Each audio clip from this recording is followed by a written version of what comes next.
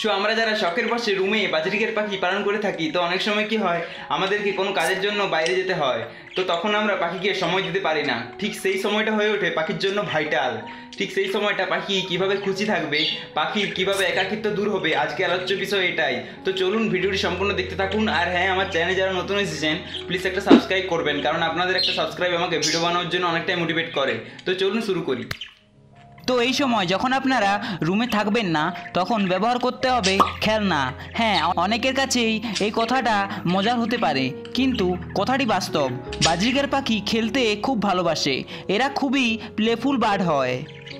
বিশেষ করে যারা রুমে ছেড়ে পাখি পালন করেন তারা তো নিশ্চয়ই জেনে থাকবেন। আর হ্যাঁ, এই বিষয়ে একটা কথা বলে রাখি, রুমে ছাড়বার সময় অতি অবশ্যই সিলিং ফ্যান অফ করে দেবেন, কারণ সিলিং ফ্যান না অফ করে থাকলে যে কোনো সময় যে কোনো দুর্ঘটনা ঘটে যেতে পারে। তো আপনাদের একটা কোয়েশ্চেন থেকে থাকবে, তো আমি কেন আমার পাখিগুলোকে খেলনা দিইনি? তো এখানে দেখতে পাচ্ছেন আমার এখানে একটা কিংবা দুটো পাখি নেই, এখানে 4টা পাখি আছে যেগুলোর খেলনার প্রয়োজন নেই। পাখিগুলো নিজেরাই খেলাধুলো করবে। এবার আপনাদেরও যদি 3 থেকে 4টা পাখি থেকে থাকে তাহলে খেলনা দেওয়ার প্রয়োজন নেই। এবার আপনারা রুম ডেকোরেটের জন্যও খেলনা ব্যবহার করতে পারেন, কিংবা কেজটা ভালো দেখাবার জন্যও খেলনা ব্যবহার করতে পারেন। তো এখন বলবো কি কি খেলনা দেবেন।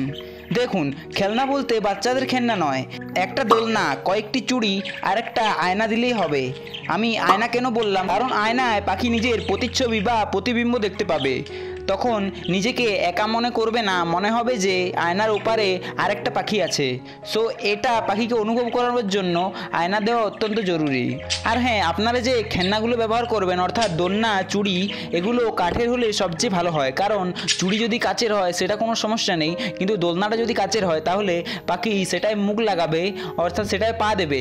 এবার সেখানে যদি কাজটা যদি কোনো কারণে ভেঙে গেছে, তো পাখির রক্তারক্তি হওয়ার সম্ভাবনা থাকে, পাখিটি আঘাত পায়। তো সেক্ষেত্রে আপনারা যথাসম্ভব চেষ্টা করবেন কাঠের খেলনা ব্যবহার করতে। এই দেখুন, আমি এখানে পাশে ছবিটা দিয়ে দিচ্ছি, এই রকম খেলনা ব্যবহার করার চেষ্টা করবেন, তাতে পাখিও সেফ থাকবে আর আপনাদের খেলনাগুলো ভালো দেখাবে। তো এই 3টা খেলনা দিলেই এনাফ, আর কিচ্ছু লাগবে না। এগুলো দিলে পাখি এতে নিজেদেরকে খুশি রাখবে।